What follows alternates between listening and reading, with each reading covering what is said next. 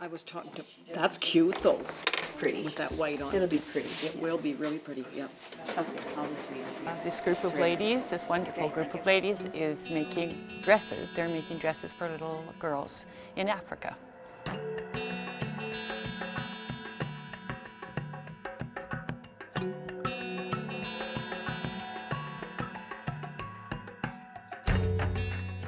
Radville CWL had started this project, and they were making dresses for Africa.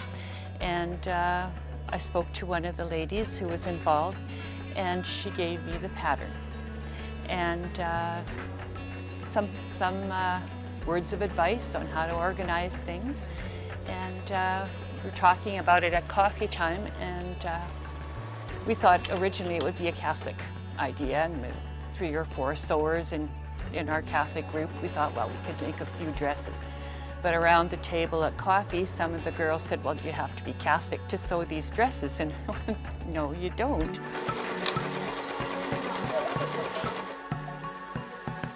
I'm putting decorations on pockets. I'm matching pockets with dresses by color. And we're just trying to make our little dresses special for the little girls.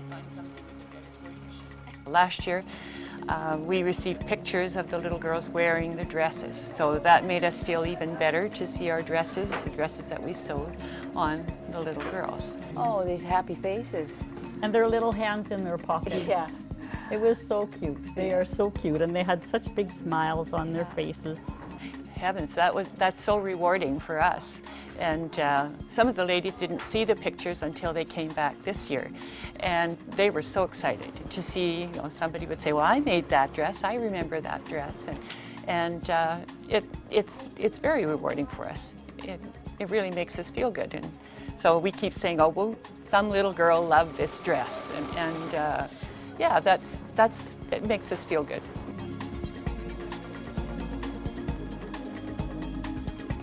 Oh, we love it. Actually, we're giving the little girls in Africa, none of the dresses are the same.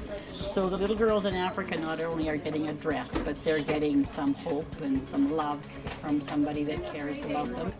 A lady who takes our dresses, Pamela Petruka, she's associate professor at the University of Saskatchewan in the College of Nursing, and she has several projects in Africa.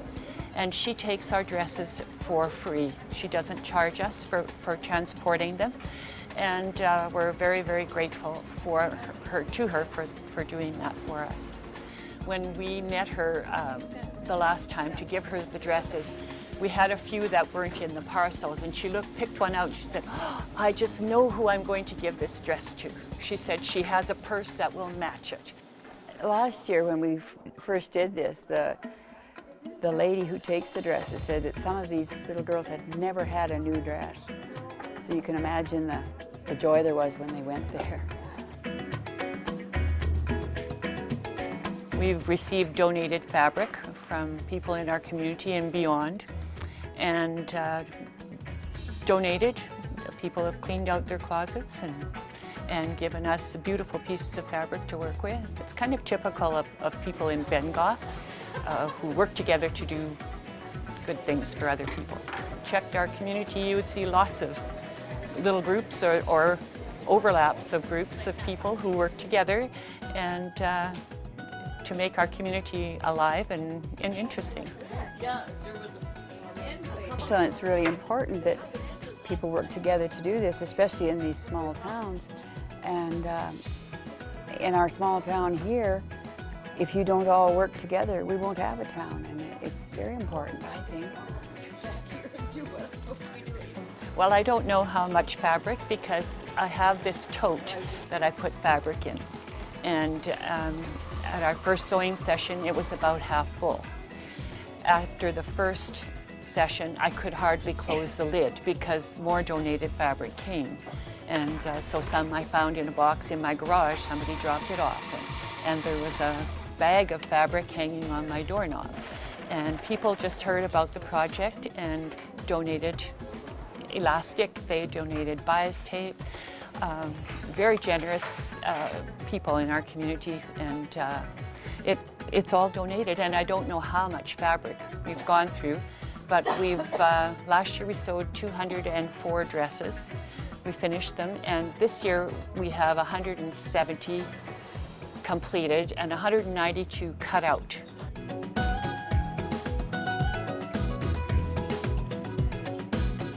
We were sitting around the coffee shop one day and she mentioned this.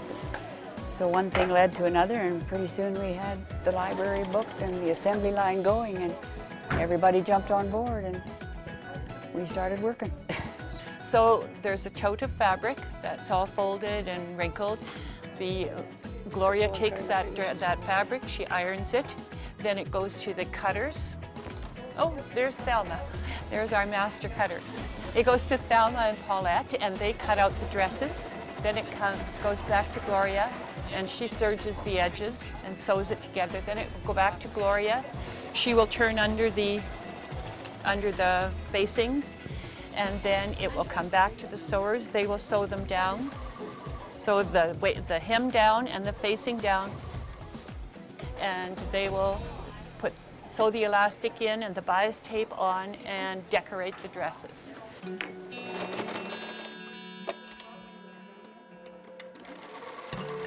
And I've always sewn. My mom, I can remember sitting on the edge of the sewing machine while my mom was sewing us our clothing for school. So it's very important that we keep sewing. This is a craft that we do, and we need to keep this up and pass it on. All of these girls are accomplished sewers.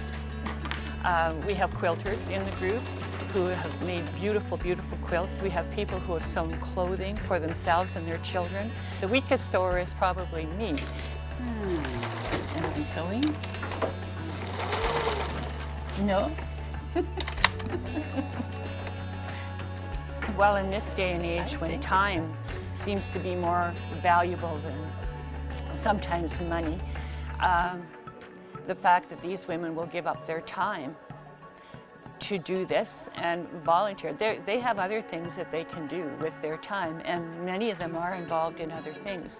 But they have chosen to take these 4 days to donate to this project.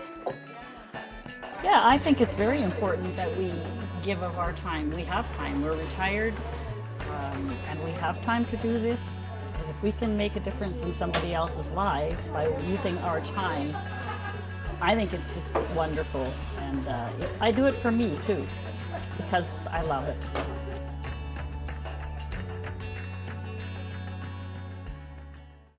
If you have program ideas that you'd like to see on Local On Demand, write us at max.local@sasktel.com. Max Local programming is now available online at maxonline.sasktel.com.